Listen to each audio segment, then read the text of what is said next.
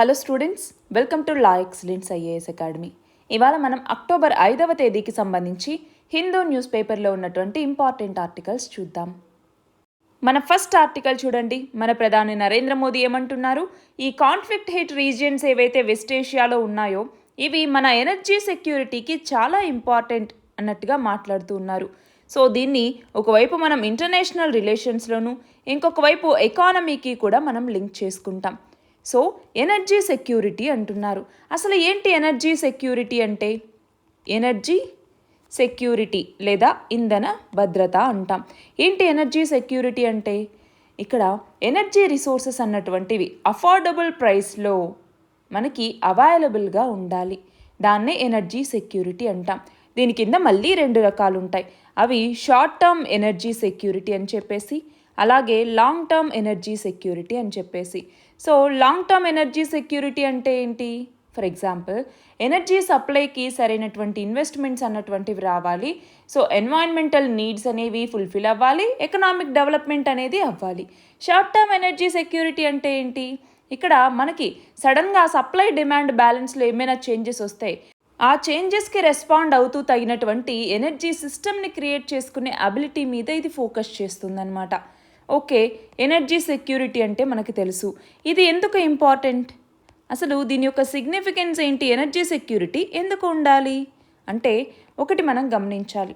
2047వ సంవత్సరానికల్లా developed నేషన్గా మనం మారాలి అని లక్ష్యంగా పెట్టుకున్నాం. అవునా? డెవలప్డ్ నేషన్ లేదా వికసిత్ భారత్ అంటాం. మరి అలా పెట్టుకున్నప్పుడు దానికి కావాల్సినటువంటి ఫ్యాక్టర్స్ ఏవైతే ఉంటాయో మన భారతదేశంలో, వాటిలో ఎనర్జీ సెక్యూరిటీ అన్నటువంటిది ఒకటి. రెండవది, గ్లోబల్ ఎకనామిక్ పవర్గా మన భారతదేశం మారాలి అనుకుంటోంది. దానికి సంబంధించి ఇన్ఫ్రాస్ట్రక్చర్ క్రియేట్ చేయటం, బేసిక్ నెసెసిటీస్ ఇవ్వటం, అలాగే హ్యూమన్ స్కిల్స్ని డెవలప్ చేయటం, ఈ ఎంప్లాయ్మెంట్ని జనరేట్ చేయటం, మ్యానుఫ్యాక్చరింగ్ని మరింతగా పెంచుకోవటం, ఇలాంటివన్నీ చేస్తుంది. మరి దానికి కూడా ఎనర్జీ సెక్యూరిటీ అవసరమే. అంతేకాదు, ఇప్పుడు ఇంటర్నేషనల్ ప్రైసెస్ అన్నటువంటివి ఆయిల్కి సంబంధించి బాగా ఫ్లక్చుయేట్ అవుతున్నటువంటి టైంలో మన ఇండియా ఎకానమీ అన్నటువంటిది క్రాష్ అవ్వకుండా ఉండాలి అన్నా కూడా మనకి ఎనర్జీ సెక్యూరిటీ అవసరం. ఎందుకు క్రాష్ అవ్వకుండా ఉండాలి అంటున్నాను అంటే, మనము ఇప్పటికీ మన ఇంపోర్ట్స్లో మనం వేరే దేశాల మీదే ఆయిల్ నీడ్స్ మీద ఎక్కువ ఆధారపడుతూ ఉన్నాం. అంతేకాదు, ఆయిల్ కన్జ్యూమర్స్కి సంబంధించి మన భారతదేశం 3rd లార్జెస్ట్ కన్జ్యూమర్. ప్రతి సంవత్సరం దాదాపు 4% మేర కన్జంప్షన్ అన్నటువంటిది పెరుగుతోంది. మరి ఈ నేపథ్యంలో మనకి ఎనర్జీ సెక్యూరిటీ అన్నటువంటిది ఉండాల్సిన అవసరం అన్నటువంటిది ఉంది. మరి ఎనర్జీ సెక్యూరిటీ అన్నటువంటిది మనకి ఉందా లేదా? అసలు ప్రస్తుతం మనకి ఎలాంటి ఛాలెంజెస్ అన్నటువంటివి ఫేస్ అవుతూ ఉన్నాయి ఎనర్జీ సెక్యూరిటీకి సంబంధించి అని చూస్తే, అందులో ఒకటి వచ్చేసరికి మనకి ఏమైనా పాలసీస్ చేంజెస్ అన్నటువంటివి తీసుకొస్తే అవి అంటే ఏంటి? మనం ఇంటర్నేషనల్ ఇన్వెస్ట్మెంట్ని తీసుకోవటంలో ఫెయిల్యూర్ అవుతున్నామా? కోల్ మైనింగ్ అనేటటువంటిది ఎలా ఉంది? అలాగే ఫారిన్ బిల్ట్ న్యూక్లియర్ రియాక్టర్స్ ఏమైనా ఉన్నాయా? స్ట్రాటజిక్ ఏరియాస్ ఏమేమి ఉన్నాయి? హైడ్రోకార్బన్ రిజర్వ్స్ అనేటటువంటివి ఎలా ఉన్నాయి? సో అలాగా పాలసీ ఛాలెంజెస్ ఏమైనా ఉన్నాయా అన్నటువంటిది మనం చూసుకుంటాము. అలాగే యాక్సెసిబిలిటీ అంటాం. యాక్సెసిబిలిటీ అంటే ఏంటి? ఫర్ ఎగ్జాంపుల్, మన భారతదేశ హౌస్ హోల్డ్ సెక్టారే ఎనర్జీ కన్జంప్షన్లో లార్జెస్ట్ కన్జ్యూమర్గా ఉంది. దాదాపు 45% మనకి ప్రైమరీ ఎనర్జీనే యూజ్ అవుతుంది. అయితే ఇప్పటికీ మన భారతదేశంలో 3 కోట్ల మంది ఇండియన్స్కి ఎలక్ట్రిసిటీ అన్నటువంటిది లేదు. అంతేకాదు, దాదాపు 5 కోట్ల మంది ఇండియన్స్ సాలిడ్ బయోమాస్ని ఇంకా కుకింగ్కి వాడుతూ ఉన్నారు. మనము దాన్ని తీసుకొచ్చి ఎల్పిజి సిలిండర్ని తీసుకొచ్చిన మనం స్కీమ్లు తీసుకొచ్చి, కానీ దాని వాడకం అన్నటువంటిది ఇప్పుడు సరిగ్గా జరగలేదు. అంతేకాకుండా ఇన్ఫ్రాస్ట్రక్చర్ ఛాలెంజెస్ అన్నటువంటివి, దీనికి కావాల్సినటువంటి నెసెసరీ ఇన్ఫ్రాస్ట్రక్చర్ అన్నటువంటిది మన దగ్గర లేకపోవటం, స్కిల్డ్ మ్యాన్ పవర్ లేకపోవటం, ట్రాన్స్పోర్ట్ ఇన్ఫ్రాస్ట్రక్చర్ అన్నటువంటిది లేకపోవటం. సో ఇవన్నీ మేజర్ గ్యాప్స్ అనుకోవచ్చు. అట్లానే మనకి ఎకనామిక్ ఛాలెంజెస్ కూడా. ఎకనామిక్ ఛాలెంజెస్ అంటే ఏంటి? ఫ్యూయల్ సబ్సిడీస్ అన్నటువంటివి పెరగటం, అలాగే ఈ కరెంట్ అకౌంట్ డెఫిసిట్ అన్నటువంటిది పెరుగుతూ ఉండటం, అంతేకాకుండా కోల్, ఆయిల్, న్యాచురల్ గ్యాస్ వీటిలో డొమెస్టిక్ సప్లైస్ అన్నటువంటివి సరిగ్గా లేకపోవటం, వీటన్నింటి వల్ల. ఇంకా మేజర్ రీజన్ వచ్చేసరికి ఎక్స్టర్నల్ ఛాలెంజెస్ దాని కిందకే ఇప్పుడు మనం చెప్పుకుంటున్నటువంటి ఆర్టికల్ వస్తుంది. సో ఇండియా అన్నటువంటిది తన ఎనర్జీ సెక్యూరిటీ చాలా ఫ్రెజైల్, చాలా ప్రెషర్ అన్నటువంటిది ఉంటుంది. ఎందుకంటే మనం ఇంపోర్టెడ్ ఆయిల్ మీద డిపెండెన్సీ అన్నటువంటిది ఎక్కువ ఉంది కాబట్టి, రెగ్యులేటరీ అన్సస్టైనబిలిటీ ఇక్కడ ఉంది కాబట్టి ఇంటర్నేషనల్గా ఏదైనా చేంజెస్ అన్నటువంటివి వచ్చాయి అంటే, ఇబ్బందులు ఏమైనా వచ్చాయి అంటే అప్పుడు అది ఇండియాస్ ఎనర్జీ సెక్యూరిటీని డిస్టర్బ్ చేస్తుంది. సో అది ఒకటి ఇంపార్టెంట్. మరి మన యొక్క ఇంధన భద్రత మీద మనం ఎప్పుడూ వేరే దేశాల మీద ఆధారపడతామా అంటే కాదు. మన ఎనర్జీ సెక్యూరిటీని ఎన్హాన్స్ చేసుకోవటానికి మనము వివిధ మెజర్స్ని తీసుకున్నాం. ఎలాంటి మెజర్స్ని తీసుకున్నాము అంటే క్లీన్ ఎనర్జీ వైపుగా వెళ్ళటం. సో దానికోసం ఏంటి, మనమే ఇక్కడ రెన్యూవబుల్ ఎనర్జీ సెక్టార్ వైపు మూవ్ అవుతూ ఉన్నాం. 500 గిగావాట్ల రెన్యూవబుల్ ఎనర్జీని 2030 నాటికి ఉత్పత్తి చేయాలి అన్నటువంటిది మన యొక్క లక్ష్యం. అట్లానే ఇందాక చెప్పుకున్నట్టుగా క్లీన్ ఫ్యూయల్ కోసం ప్రధానమంత్రి ఉజ్వల యోజన అనేసి తీసుకురావటం జరిగింది. కాకపోతే దీన్ని ఎంతవరకు ఇంప్లిమెంట్ చేస్తున్నారన్నటువంటిది మన తర్వాత ఆలోచిస్తే, ఫస్ట్ అయితే ఇవన్నీ చేస్తోందన్నమాట. అంతేకాదు మనకి ఇరిగేషన్కి కూడా సోలార్ ఇరిగేషన్ పంప్ స్కీమ్ అనేసి, పంప్ డిస్ట్రిబ్యూషన్ అనేసి తీసుకురావటం జరిగింది. అంతేకాదు ఈ నాన్ కన్వెన్షనల్ ఎనర్జీ రిసోర్సెస్ ఏవైతే ఉన్నాయో వాటిని ఇంకా ఎక్స్ప్లోర్ చేయాలి, వాటి మీద రీసెర్చ్ అన్నటువంటిది చేయాలి. ఫర్ ఎగ్జాంపుల్ జియోథర్మల్ ఎనర్జీ కావచ్చు, టైడల్ ఎనర్జీ కావచ్చు. ఇవన్నీ మనం చూస్తే రీసెంట్గా రామగుండం జియోథర్మల్ ఎనర్జీ ప్రాజెక్ట్ అనుకున్నామా. సో అదేంటి, భూమిలో నుంచి వచ్చేటటువంటి వేడి నీటిని ఉపయోగించుకొని విద్యుత్ని ఉత్పత్తి చేయటం జియోథర్మల్ ఎనర్జీ. సో అలాంటి వాటికి వెళ్ళటం కావచ్చు. అంతేకాకుండా మనకి national mission for enhanced energy efficiency అన్నటువంటిది ఉంది. దీని ద్వారా మన ఎనర్జీ ఎఫిషియెంట్ టెక్నాలజీస్ ఏవేవైతే ఉన్నాయో, ప్రోడక్ట్స్ ఏవైతే ఉన్నాయో వాటన్నింటినీ అనలైజ్ చేయాలన్నమాట, వాటిని యూస్ చేసుకోవటం. అంతేకాకుండా మనం ఎలక్ట్రిక్ వెహికల్స్కి మూవ్ అవ్వటం. దీనికోసం రీసెంట్గా PME డ్రైవ్ అన్నటువంటి స్కీమ్ని గవర్నమెంట్ తీసుకొచ్చింది. అలాగే PME బస్ అన్నటువంటి ఫెసిలిటీని తీసుకొచ్చింది. సో ఇవన్నీ కూడా మనకి ఇంపార్టెంట్. ఇన్ఫ్రాస్ట్రక్చర్ని పెంచుకోవాలి, ఎనర్జీ డిప్లొమసీని పెంచుకోవాలి, అలాగే సోలార్ ఎనర్జీ కావచ్చు, ఇలా రెన్యూవబుల్ ఎనర్జీ ఏవైతే ఉంటాయో వాటన్నింటినీ పెంచుకోవాలి. అయితే ఇప్పుడు మనం చూస్తే ఈ వెస్ట్ ఏషియాలో ఇప్పుడు ఇరాన్ అన్నటువంటిది ఇజ్రాయెల్ మీద దాడి చేయటం. ఇజ్రాయెల్ గనక ఇప్పుడు మళ్ళీ ఇరాన్ మీద దాడి చేసిందనుకోండి, అదొక సినారియో. అలాగే ఇజ్రాయెల్కి లెబనాన్లో ఉన్నటువంటి హెజ్బొల్లా గ్రూప్కి, అలాగే ఇజ్రాయెల్కి అలాగే యెమెన్లో ఉన్నటువంటి హౌతీ గ్రూప్కి, అలాగే ఇజ్రాయెల్కి అలాగే హమాస్ ఎవరైతే గాజా స్ట్రిప్లో ఉన్నారో వాళ్ళకి. సో ఇక్కడ మొత్తం కూడా మనము చూస్తే ఒక కాన్ఫ్లిక్టెడ్ రీజియన్ ఏదైతే ఉందో అది ఎనర్జీ సెక్యూరిటీని ప్రభావితం చేస్తుంది. అది ట్రాన్స్పోర్ట్ పరంగా అవ్వచ్చు, లేదా ఆ ఆయిల్ రిజర్వ్స్ పరంగా కావచ్చు, లేదా సప్లై చైన్ డిస్ట్రప్షన్స్ కావచ్చు.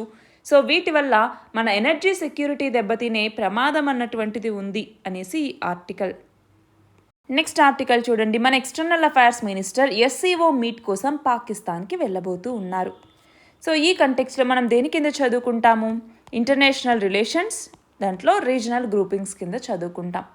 సో ఫస్ట్ ఆఫ్ ఆల్ ఇక్కడ షాంఘై కోఆపరేషన్ సమ్మిట్ అన్నటువంటిది ఆల్రెడీ కజకిస్తాన్లో జరిగిందనమాట. అయితే ఇప్పుడు ఇది మీట్ అన్నటువంటిది జరగబోతోంది. సో ఈ నేపథ్యంలో ఇది ఎక్కడ జరగబోతోంది, పాకిస్తాన్లో. సో దీనికి హాజరవ్వరు అనుకున్నారు, కానీ మన ఎక్స్టర్నల్ అఫైర్స్ మినిస్టర్ వెళ్ళబోతూ ఉన్నారనమాట. మరి ఈ నేపథ్యంలో మనకి అసలు షాంఘై కోఆపరేషన్ ఆర్గనైజేషన్ అంటే ఏంటి, ఎప్పుడు ఇది స్టార్ట్ అయింది, దీని యొక్క ఇంపార్టెన్స్ ఏంటి, అసలు దీని రిలవెన్స్ ఇప్పుడు ఇండియాకి ఏముంది, ఇవన్నీ కూడా మనకి ఇంపార్టెంట్. సో దీని ఆరిజిన్స్ ఏంటి అంటే 1996 సంవత్సరంలో షాంఘై 5 అనేసి ఏర్పడిందనమాట. అంటే అప్పట్లో 5 దేశాలు ఉన్నాయి. ఏంటవి, China, Russia, Kazakhstan, Kyrgyzstan, Tajikistan. అయితే దాని తర్వాత 2001 సంవత్సరంలో ఇది SCO షాంఘై కోఆపరేషన్ ఆర్గనైజేషన్ అన్నట్టుగా పేరు పొందింది. దాంతో ఉజ్బెకిస్తాన్ అన్నటువంటి జాయిన్ అయింది. మరి దాని తర్వాత మళ్ళీ ఇంకొక 9 మెంబర్స్ జాయిన్ అయ్యారు. మళ్ళీ ఇంకొక 2 దేశాలు జాయిన్ అయ్యాయి, ఆఫ్ఘనిస్తాన్ అండ్ మంగోలియా. సో ఇలా వివిధ దేశాల గ్రూపింగ్ ఇది. మరి దీని యొక్క సిగ్నిఫికెన్స్ ఏంటి, ఇంపార్టెన్స్ ఏంటి అనేసి చూస్తే, ఈ ఏషియాలో అందులోనూ ప్రైమరీలీ ఏషియన్ మెంబర్స్ ఉన్నటువంటి ఈ గ్రూప్లో సెక్యూరిటీ ఇష్యూస్ ఏవైతే ఏషియాలో ఉన్నాయో ఆ సెక్యూరిటీ ఇష్యూస్ని అడ్రస్ చేయటం కోసం ఈ గ్రూప్ అన్నటువంటిది ఏర్పాటైంది. సో ఎందుకు ఇంపార్టెంట్, ఇది ఇంటర్నేషనల్ ఆర్గనైజేషన్స్ చాలా తక్కువ సెక్యూరిటీ ఇష్యూస్ మీద ఫోకస్ చేస్తాయి. అలాంటి వాటి మీద ఫోకస్ చేస్తున్నటువంటి ఆర్గనైజేషన్ ఇది. అందులోనూ ఇది మెయిన్గా ఏషియన్ కంట్రీస్ మెంబర్స్నే కలిగి ఉంది కాబట్టి. అంతేకాదు ఎస్సీఓ అన్నటువంటిది దాదాపు వరల్డ్ పాపులేషన్లో 40% కలిగి ఉంది. అంతేకాకుండా జీడిపికి దాదాపు $23 ట్రిలియన్ ఈ ఏమంటాము కాంట్రిబ్యూషన్ కూడా, జీడిపి కాంట్రిబ్యూషన్ కూడా ఇస్తుందన్నమాట. మరి ఈ ఎస్సీఓ అన్నటువంటిది ఇండియాకి ఎందుకు ఇంపార్టెంట్ అంటే, ఒకటి మిగతా దేశాలు చాలా ఉన్నాయి ఈ ఎస్సీఓలు. సో రీజనల్ కోఆపరేషన్ అన్నటువంటిది మనం ఎప్పుడూ ప్రిఫర్ చేస్తూనే ఉంటాం. ఆ నేపథ్యంలో మనం ఎస్సీఓని యాక్సెప్ట్ చేయటం జరిగింది. అంతేకాకుండా ఇప్పుడు మనం ఎక్కడికి వెళ్ళినా కూడా ఏమంటాము, టెర్రరిజంని ఎదుర్కోవాలి అంటాం. సో ఆ కౌంటర్ టెర్రరిజం ఎఫర్ట్స్ని పెట్టడం కోసం దానికంటూ ఒక పర్మనెంట్ స్ట్రక్చర్ని తీసుకురావాలి అన్నట్టుగా మన భారతదేశం ఎప్పటి నుంచో ప్రయత్నిస్తూ ఉంది. మరి ఆ నేపథ్యంలో ఇప్పుడు ఎస్సీఓలో ఉన్నటువంటి ర్యాట్స్ ఏదైతే ఉందో ఇది యాంటీ టెర్రరిజం ఎఫర్ట్స్ని ప్రయత్నిస్తూ ఉంది, రీజనల్ ఎంగేజ్మెంట్ని తీసుకురావాలి అనుకుంటోంది. ఎస్సీఓకి సంబంధించి ఇదొక సిగ్నిఫికెంట్ పర్మనెంట్ స్ట్రక్చర్ అనమాట. సో కాబట్టి ఇండియాకి యాంటీ టెర్రరిజం ఎక్సర్సైజెస్లో కావచ్చు, ఇంటెలిజెన్స్ అనాలిసిస్లో కావచ్చు, అలాగే టెర్రరిస్ట్ మూమెంట్స్కి సంబంధించిన ఇన్ఫర్మేషన్ షేర్ చేయడం, డ్రగ్ ట్రాఫికింగ్కి సంబంధించిన ఇన్ఫర్మేషన్ షేర్ చేయటం, ఇలాంటి వాటితో హెల్ప్ చేస్తుంది. కాబట్టి మన భారతదేశం దీనికి కూడా ఓకే అనింది. కానీ మనకు ఇక్కడ ఉన్నటువంటి మేజర్ అడ్డంకి ఏంటి అంటే, ఒకటి పాకిస్తాన్ టెర్రరిజంని ప్రోత్సహిస్తూ ఉంది. అలాంటి పాకిస్తాన్లోనే ఇప్పుడు ఎస్సీఓ మీట్ అన్నటువంటిది జరుగుతోంది. ఇది గమనించాల్సినటువంటి విషయం. రెండవది వచ్చేసరికి చైనా ఏం చేస్తుంది, ఇండియన్ ఓషన్ రీజియన్లో చాలా అగ్రెసివ్గా ముందుకెళ్తోంది బెల్ట్ అండ్ రోడ్ ఇనిషియేటివ్తో. సో వీటన్నింటి వల్ల కూడా మనం ఇబ్బందులు ఎదుర్కొంటూ ఉన్నాము. కాబట్టి ఇప్పుడు మనల్ని ఎగ్జామ్లో అడగొచ్చు ఏమని, ఎస్సీఓ యొక్క రోల్ ఏంటి సెక్యూరిటీ ఛాలెంజెస్ని అడ్రస్ చేయడానికి ఏషియాలో అన్నట్టుగా అడిగితే మనం ఆన్సర్ చేయగలిగేలాగా ఉండాలి. అంతేకాదు 2021లో ఆల్రెడీ అడిగారు మెయిన్స్లో ఏమని, critically examine the aims and objectives of SCO and what importance does it hold for India అనేసి అడిగినప్పుడు మనకి ఇవన్నీ చూసామా. ఇప్పుడు నెక్స్ట్ ఆర్టికల్ చూడండి. ఇన్కాయిస్ సైంటిస్ట్ ఎవరైతే ఉన్నారో వీళ్ళు మన భారతదేశంలో పొటెన్షియల్ ఫిషింగ్ జోన్స్ ఏవైతే ఉంటాయో, ట్యూనా కావచ్చు, అలాగే అదర్ మెరైన్ స్పీషీస్ ఏవైతే ఉంటాయో వాటికి సంబంధించి అడ్వైజరీస్ ఇస్తూ ఉంటారనమాట. మరి దీన్ని దేని కింద చదువుకుంటాము అంటే, డిజాస్టర్ మేనేజ్మెంట్ కింద చదువుకుంటాం, అలానే ఎన్వైరన్మెంట్ అన్నటువంటి టాపిక్ కింద చదువుకుంటాం. సో ఇక్కడ ఫస్ట్ ఆఫ్ ఆల్ ఇన్కాయిస్ అంటున్నాం. ఏంటి ఇన్కాయిస్ అంటే, Indian national centre for ocean information system అనేసి పిలుస్తాం. ఇది దేని కింద పనిచేస్తుంది, మినిస్ట్రీ ఆఫ్ ఎర్త్ సైన్సెస్ కింద పనిచేస్తుంది. ఇది ఒక అటోనామస్ ఆర్గనైజేషన్ అనమాట. 1999లో హైదరాబాద్లో ఇది స్టార్ట్ అయింది. అయితే దీని యొక్క మ్యాండేట్ ఏంటి అంటే, ఓషన్ ఇన్ఫర్మేషన్ అలాగే అడ్వైజరీ సర్వీసెస్ని ఇటు సొసైటీకి, ఇటు ఇండస్ట్రీకి, ఇటు గవర్నమెంట్ ఏజెన్సీస్కి, వీటన్నింటికి కూడా అందజేయటం అనమాట. మరి ఈ నేపథ్యంలో ఇప్పుడు ఏం చేశారు అంటే, మన భారతదేశంలో మేజర్ పొటెన్షియల్ ఏరియాస్ ఏమేమి ఉన్నాయి ఫిషింగ్కి సంబంధించి అన్నట్టుగా చూడటం. సో ఆ ఫిష్ అగ్రిగేషన్ ఏరియాస్ని ప్రిడిక్ట్ చేస్తే అప్పుడు ఏమవుతుంది, ఫిషర్మెన్కి ఆ టార్గెట్ ఏరియాస్ని గుర్తించినట్లు అవుతుంది. సో దానివల్ల ఇటు వాళ్ళకి లైవ్లీహుడ్ అందించడం, అలాగే ఫిషరీస్ సెక్టార్లో గ్రోత్ తీసుకురావటం రెండు దీని యొక్క ఆబ్జెక్టివ్సే. అయితే ఇక్కడ ఏమవుతోంది అంటే, ఇక్కడ ఈ అడ్వైజరీస్ ఏవైతే ఇస్తూ ఉన్నారో వాటిని ఇంగ్లీష్, హిందీ అలాగే 8 కోస్టల్ రీజనల్ లాంగ్వేజెస్లో కూడా ఇస్తూ ఉన్నారు. దానివల్ల 9 లక్షల మందికి పైగా బెనిఫిట్ పొందుతారనమాట. మరి ఇక్కడ ఏంటి అంటే, వీళ్ళు ఒకదాన్ని గుర్తించారు. అదే ఏంటి అంటే, మలబార్ సీ అప్ వెల్లింగ్ అన్నటువంటిది. Malabar sea upwelling. So ఇక్కడ ఏమవుతోంది అంటే, మన భారతదేశంలో ఇటు కర్ణాటక, కేరళ, ఇటు తమిళనాడులో ఉన్నటువంటి కొంత ప్రాంతం ఏదైతే ఉంటుందో అందులో ఏం గుర్తించారు అంటే, సీ అప్వెల్లింగ్ అంటాం. అప్వెల్లింగ్ అంటే ఏంటి, మనకి కింద ఉన్నటువంటి నీరు పైకి రావటం సముద్రంలో, దానివల్ల కింద ఉన్నటువంటి న్యూట్రియంట్స్ని కూడా అవి పైకి తీసుకొచ్చేస్తాయన్నమాట. సో ఇది ఒక న్యాచురల్ ప్రాసెస్, నార్మల్గా జరుగుతూ ఉంటుంది. దానివల్ల ఏమవుతుంది, ఆ డీప్ వాటర్ ఏవైతే న్యూట్రియంట్స్ కలిగి ఉన్నాయో అవి సర్ఫేస్ వాటర్ కిందికి ఇలా చర్న్ అవుతూ ఉండటం వల్ల న్యూట్రియంట్స్ ఈ సర్ఫేసెస్కి వస్తాయి కదా. దానివల్ల అవి ప్లాంక్టన్ని ఎక్కువ అట్రాక్ట్ చేసుకుంటూ ఉంటాయి. చిన్న ప్లాంక్టన్స్ వచ్చాయంటే చిన్న ఫిషెస్ వస్తాయి. దానివల్ల పెద్ద ఫిషెస్ అన్నటువంటివి అక్కడికి వస్తాయి. సో అదొక మేజర్ ఫిషింగ్ జోన్ లాగా మారుతుంది. అలాంటి మలబార్ అప్వెల్లింగ్ సిస్టమ్ అన్నటువంటిది ఉంది అన్నట్టుగా అక్కడ పొటెన్షియల్ ఏరియాస్ని గుర్తిస్తూ ఉన్నారు ఈ ఇన్కాయ్ శాస్త్రవేత్తలు. సో దాని ద్వారా ఏమవుతోంది, ఇప్పుడు చిన్న చిన్న ఫిషెసే కాదు, పెద్ద పెద్ద మెకరల్ ఫిషెస్ ఇలాంటి వాటిని పట్టుకోవటానికి కూడా ఇది యూజ్ అవుతుందన్నమాట. మన నెక్స్ట్ ఆర్టికల్ చూడండి, ఇంటర్నేషనల్ రిలేషన్స్కి సంబంధించి. సో మన ఎక్స్టర్నల్ అఫైర్స్ మినిస్టర్ శ్రీలంక విజిట్కి వెళ్ళారనమాట. మరి ఆ నేపథ్యంలో మనకి ఏం తెలియాలి, శ్రీలంకకి కొత్త అధ్యక్షుడు వచ్చారు. ఎవరు ఆయన? అనుర కుమార దిశనాయకే. అంతేకాదు కొత్త ప్రైమ్ మినిస్టర్ కూడా వచ్చారు. మరి అయితే ఇప్పుడు మన భారతదేశ ఎక్స్టర్నల్ అఫైర్స్ మినిస్టర్ ఆ దేశ పర్యటనకి వెళ్ళినప్పుడు రెండు దేశాల మధ్య ఇప్పుడు సంబంధాలు అన్నటువంటివి ఎలా ఉన్నాయి, ఎలా ఉండేవి, ఇప్పుడు ఎలా మారబోతున్నాయి అన్నటువంటిది మనం చూస్తాం. అయితే ప్రీవియస్గా ఎలాంటి రిలేషన్స్ అన్నటువంటివి ఉండేవి రెండు దేశాలకి అంటే మనకి ఎప్పటి నుంచో మనం హిస్టారికల్గా కనుక చూస్తే రెండు దేశాల మధ్య బుద్ధిజం అన్నటువంటిది చాలా ఇంపార్టెంట్ రోల్ని ప్లే చేసింది. అదే ఎకనామిక్గా తీసుకున్నామనుకోండి కల్చరల్గా బుద్ధిజం, ఎకనామిక్గా తీసుకున్నామనుకోండి మనకి శ్రీలంక ఫినాన్షియల్ క్రైసిస్ని వచ్చినప్పుడు ఆ టైంలో మన భారతదేశం శ్రీలంకకి హెల్ప్ చేసింది.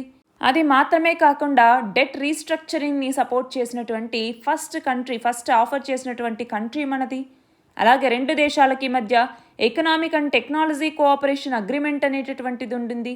అలాగే ఇండియా యొక్క యూపీఐ సిస్టమ్ని శ్రీలంక కూడా అడాప్ట్ చేసుకుంది. అంతేకాదు ట్రేడ్కి సంబంధించి రూపీని వాడటంలో శ్రీలంక కూడా మనకి చాలా మేజర్ రోల్ని ప్లే చేసింది. అలాగే India Sri Lanka free trade agreement అన్నటువంటిది ఉంది. ఇది మాత్రమే కాకుండా ఇటు ఇంటర్నేషనల్గా కనుక మనం చూస్తే ఇంటర్నేషనల్ కోఆపరేషన్ అంటాం.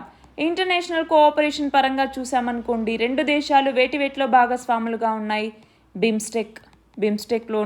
బిమ్స్టెక్ అంటే ఏంటి? Bay of Bengal initiative for multi sectoral technical and economic cooperation అంటాము. రెండవది వచ్చేసరికి సార్క్ అంటే ఏంటి? ఈ సార్క్ అంటే South Asian Association for Regional Cooperation అనేసి పిలుస్తూ ఉంటాము. 1985లో ఇది ఢాకాలో స్టార్ట్ అయిందనమాట. సో వీటిలో మేజర్ రోల్ని ప్లే చేస్తోంది. అలాగే టూరిజంకి సంబంధించి ఈ శ్రీలంక అన్నటువంటి టూరిజం సెక్టార్ మీద ఎంతో బేస్ అయి ఉంది. అలాంటి టూరిజం సెక్టార్కి లార్జెస్ట్ సోర్స్ ఆఫ్ టూరిస్టులను అందించేటటువంటి దేశం కూడా మన ఇండియానే. అయితే ఆ నేపథ్యంలో ఇండియా మరియు శ్రీలంక రిలేషన్స్ ఎలా ఉండాలి? ఇప్పుడు మనం నైబర్హుడ్ ఫస్ట్ పాలసీ కింద శ్రీలంకని కూడా మనం ఇంపార్టెంట్గా చూస్తూ ఉంటాం. అలాగే మనకి ఇక్కడ చాలా స్ట్రాటజిక్ లొకేషన్స్ ఉన్నాయి. ఫర్ ఎగ్జాంపుల్ పాక్ స్ట్రైట్ అన్నటువంటిది కావచ్చు. సో రెండు దేశాల మధ్య రిలేషన్స్కి పాక్ స్ట్రైట్ అన్నటువంటిది కూడా మేజర్ రోల్ని ప్లే చేస్తుంది. ఎందుకు అంటే షిప్పింగ్ లేన్స్ ఎక్కువగా ఉండేటటువంటి ప్లేసెస్లో ఇది కూడా ఒకటి. సో ఇక్కడ రీజనల్ డెవలప్మెంట్ మీద ఫోకస్ చేయాలి. స్ట్రాటజిక్ లొకేషన్స్ ఉన్నాయి కాబట్టి చూసుకోవాలి. టూరిజం సెక్టార్ కావచ్చు, అలాగే ఈజ్ ఆఫ్ డూయింగ్ బిజినెస్, వీటన్నింటినీ ఎన్ష్యూర్ చేసుకోవాలి. అయితే రెండు దేశాలకి మధ్య కొన్ని ఇష్యూస్ అన్నటువంటివి ఉన్నాయి. ఫర్ ఎగ్జాంపుల్ శ్రీలంకలో చైనా యొక్క ఇన్ఫ్లుయెన్స్ అన్నటువంటిది పెరుగుతూ ఉండటం. ఫర్ ఎగ్జాంపుల్ హంబన్తోటా పోర్ట్ని ఈ యొక్క శ్రీలంక అన్నటువంటిది చైనాకి ఇవ్వటం 99 years లీజ్కి, అది ఒకటి కావచ్చు. 13th Amendment అన్నటువంటిది ఏదైతే తమిళ్ ఎత్నిక్ ఇష్యూకి సంబంధించి ఉందో అది కావచ్చు. కచతీవు ఐలాండ్ డిస్ప్యూట్ కావచ్చు. ఫిషరీస్ డిస్ప్యూట్ అంటే ఏంటి? ఇల్లీగల్ ఫిషింగ్ అన్నట్టుగా మన ఫిషర్మ్యాన్ని అరెస్ట్ చేయటం, ఇలాంటివి కావచ్చు. అలాగే స్మగ్లింగ్ అంటే నార్కోటిక్స్ కావచ్చు, ఇల్లీగల్ ఇమిగ్రెంట్స్ కావచ్చు, గూడ్స్ యొక్క స్మగ్లింగ్ కావచ్చు. సో ఇవన్నీ బార్డర్ సెక్యూరిటీకి కొంతవరకు ఇష్యూస్గా ఉన్నాయి. బట్ ఈ ఛాలెంజెస్ అన్నింటినీ ఎదుర్కొంటూ మన బైలాటరల్ రిలేషన్షిప్ని మనం ముందుకు మరింత తీసుకెళ్లాల్సినటువంటి అవసరం అన్నటువంటిది ఉంది. మన నెక్స్ట్ ఆర్టికల్ చూడండి, WHO ఒక ఎంపాక్స్ డయాగ్నోస్టిక్ టెస్ట్కి అప్రూవల్ ఇచ్చింది. సో దీన్ని మనం దేని కింద చదువుకుంటాం? సైన్స్ అండ్ టెక్నాలజీలో హెల్త్ అన్నటువంటి టాపిక్ కింద డిసీజెస్ కింద చదువుకుంటాం. సో ఇక్కడ ఎంపాక్స్ అంటున్నారు, అంటే మంకీ పాక్స్ అనేసి. సో మంకీ పాక్స్ కోసం ఫస్ట్ డయాగ్నోస్టిక్ టెస్ట్కి ఇప్పుడు WHO అప్రూవల్ ఇచ్చింది. మరి దీని పేరేంటి? అలినిటీ MPVX యాసే అన్నటువంటిది. ఇది ఏం చేస్తుంది? ఈ అలినిటీ MPVX యాసే అన్నటువంటిది అంటే ఇది ఒక రియల్ టైమ్ పాలిమరేజ్ చైన్ రియాక్షన్ని యూజ్ చేసుకొని మనకి ఈ రిజల్ట్స్ అన్నటువంటిది ఇస్తుందన్నమాట. అయితే ఇన్విట్రో రీసెర్చ్ యూజ్కి మాత్రమే దీన్ని ఇప్పుడు అలో చేశారు. మరి ఈ నేపథ్యంలో మనకి ఎంపాక్స్ అన్నటువంటి డిసీజ్ గురించి కూడా తెలియాలి. సో ఎంపాక్స్ లేదంటే మంకీ పాక్స్ అని కూడా పిలుస్తూ ఉంటాం. ఈ మంకీ పాక్స్ అన్నటువంటిది దేని ద్వారా వస్తుంది అంటే వైరస్. మంకీ పాక్స్ వైరస్ ద్వారా ఇది స్ప్రెడ్ అవుతుంది. ఇది ఒక డిఎన్ఏ వైరస్ అనమాట. పాక్సివిరిడే ఫ్యామిలీకి సంబంధించిన డబుల్ స్టాండర్డ్ డిఎన్ఏ వైరస్ ఇది. సో ఇది ఫస్ట్ ఆఫ్ ఆల్ 1958వ సంవత్సరంలో మంకీస్లో గుర్తించారు. దాని తర్వాత హ్యూమన్స్ కూడా ఇది ఇన్ఫెక్ట్ అవుతూ వచ్చింది. సో ఎలా ట్రాన్స్మిట్ అవుతుంది ఇది? ట్రాన్స్మిషన్ అన్నటువంటిది ఎలా వస్తుంది, అందులోని మనుషుల్లోకి ఎలా వస్తుంది అంటే ఇది ఒక జూనోటిక్ డిసీజ్. జూనోటిక్ డిసీజ్ అంటే ఏంటి? జంతువుల ద్వారా వ్యాప్తి చెందుతుంది. ఫర్ ఎగ్జాంపుల్ ఒక్క మంకీస్ అనే కాదు, ఇవి ర్యాట్స్, బ్యాట్స్ వీటి ద్వారా కూడా వ్యాప్తి అన్నటువంటిది చెందుతుంది. సో ఇక్కడ వీటి యొక్క సిమ్టమ్స్ ఏమేమి ఉంటాయి అంటే ఎవరికైతే ఈ మంకీ పాక్స్ అన్నటువంటిది వస్తుందో అలాంటి వాళ్ళకి ఫీవర్, హెడేక్, మజిల్ పెయిన్స్ అన్నటువంటివి, అలాగే ర్యాషెస్, చిన్న చిన్న బంప్స్ ఇలాంటివి వస్తూ ఉంటాయన్నమాట. మరి దీనికి వ్యాక్సినేషన్ అన్నటువంటిది ఉందా అంటే వ్యాక్సినేషన్ అన్నటువంటిది ఉంది. మరి ఎక్కువగా స్మాల్ పాక్స్ వ్యాక్సినేషన్స్కి ఏవైతే యూజ్ చేస్తూ ఉన్నారో వాటిని దీనికి కూడా యూజ్ చేస్తారు. అయితే రీసెంట్గా WHO ఒక వ్యాక్సిన్కి పర్మిషన్ ఇచ్చింది దీనికి సంబంధించి. ఆ వ్యాక్సిన్ ఏది అన్నటువంటిది మీరు కమెంట్ సెక్షన్లో చెప్పండి. నెక్స్ట్ ఆర్టికల్ చూడండి. మనము ఎకానమీలో గ్రోత్ అండ్ డెవలప్మెంట్లో ఈ టాపిక్ని చదువుకుంటాము. అది ఏంటి అంటే ఇక్కడ పిఎంఐ. పిఎంఐ అంటే ఏంటి? పర్చేసింగ్ మేనేజర్స్ ఇండెక్స్ అనేసి పిలుస్తూ ఉంటాం. ఈ పర్చేసింగ్ మేనేజర్స్ ఇండెక్స్ అన్నటువంటిది ఒక సర్వే బేస్డ్ మెజర్ అనమాట. సో ఇది అక్కడ ఉన్నటువంటి రెస్పాండెంట్స్ ఎవరైతే ఉంటారో వాళ్ళని ఈ బిజినెస్ వేరియబుల్స్లో ఎలాంటి చేంజ్ వచ్చింది అన్నట్టుగా వాళ్ళ పర్సెప్షన్ని క్యాలిక్యులేట్ చేస్తుంది అనమాట. సో 1 మంత్కి చేస్తుంది. సో ప్రీవియస్ మంత్తో కంపేర్ చేస్తుంది అనమాట. దీని ద్వారా ఏంటి? ప్రస్తుత బిజినెస్ కండిషన్స్ ఎలా ఉన్నాయి, ఫ్యూచర్ బిజినెస్ కండిషన్స్ ఎలా ఉన్నాయి అన్నట్టుగా ఆ కంపెనీ డెసిషన్ మేకర్స్, అనలిస్టులు, అలాగే ఇన్వెస్టర్స్ వీళ్ళకి ఇన్ఫర్మేషన్ని ప్రొవైడ్ చేయడానికి ఇది ఉపయోగపడుతుంది అనమాట. అయితే దీనిని సపరేట్గా రెండింటికి క్యాలిక్యులేట్ చేస్తారు.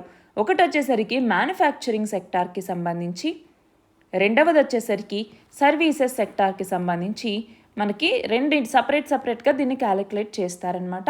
దాని తర్వాత ఒక కాంపోజిట్ ఇండెక్స్ని తీసుకొస్తారు.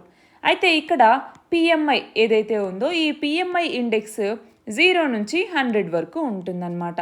సో ఇక్కడ 50ని కనుక మనం తీసుకుంటే అబవ్ 50 ఉందనుకోండి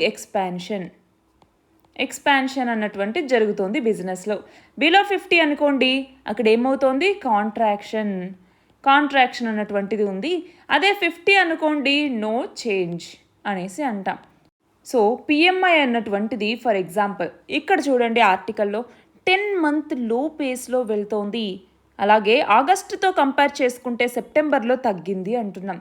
అంటే లాస్ట్ మంత్తో కంపేర్ చేసుకుంటే ఇప్పుడు తగ్గింది అంటే ఏమని?